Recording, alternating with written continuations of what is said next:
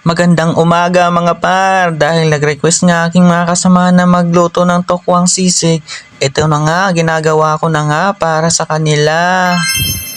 Dahil gusto nga nila akong paluto ng tokwang sisig, ayan na nga, pinahiwa-hiwa ko na sila. At ako na ang bahala magluto niyan mga par. At ito nga pala lahat ang binibili nilang ingredients sa palengke. Kaya gusto nga nila ako na ang magluto, kaya dinala na nila dito sa bahay. At ang ending, ako din naman pala ang pinahiwa ng mga sangkap sa sisig mga par. Dahil gusto nga din daw nila matuto magluto, kaya nanood na lang sila. Siling green mga par, di yan mawawala sa ating sisig. Dahil yan nga pala ang nagpaangang at nagpapaganda sa ating sisig mga par. At yan na nga pala lahat ng ingredients natin paglulutuin mga par. Una ay maglalagay lang tayo ng mantika dito. At ipiprito lang natin ang tokwa hanggang sa maging golden brown ito mga par. Ang tokwa nga pala ay may magandang maidudulot sa ating katawan. Ito nga pala ang ginagawa pagbebenta ng taho mga par. At ngayon ko lang nalaman ito sa buong buhay ko. Dating ayaw ko pero ang sarap pala talaga par. At yan na nga, inahalo-halo ko na para magiging pantay-pantay ang kanyang pagbe-brown mga par. Dahil gusto nga daw din niya matutong magluto, kaya ayan, siya na pinahalo-halo ko mga par. At eto nga pala, isang kasamahan namin ay paupo po lang kahit siya naman pala talaga ang nag-request nitong lutuin mga par. At habang inaantay natin yun maging golden brown mga par, at eto'y gagawa muna tayo ng imimix sa ating tokwa mga par. Una ay ang mayonnaise, sa dami nga pala niyan, hindi ko na inubos yan mga par.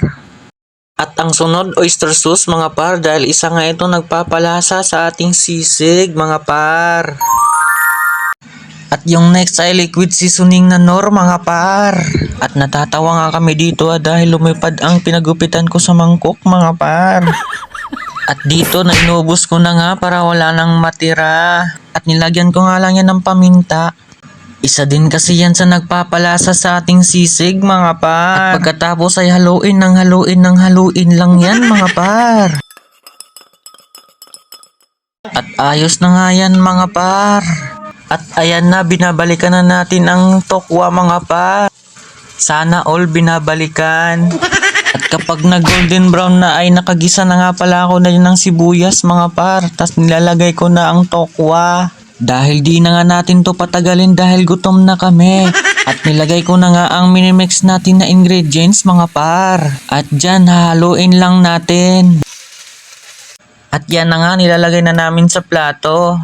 Itlog mga par, dahil isa lang naman ang nabili natin. At ayos na din yan. At yan, nilalagyan na natin ng siling green ang kapaligiran mga par.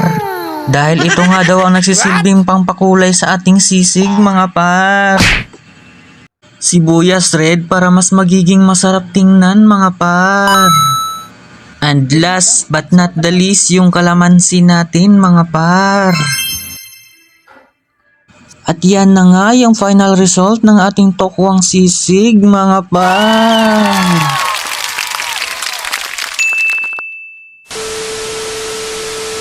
Ayan na nga, kumain na kami. At nasatisfied daw sila sa lasa mga par. At ayaw na daw nilang mag-uwian sa kanilang bahay mga par. At yan, nagsisilpunan na nga yung dalawa dahil nakalimutan na nila ang kanilang pangalan.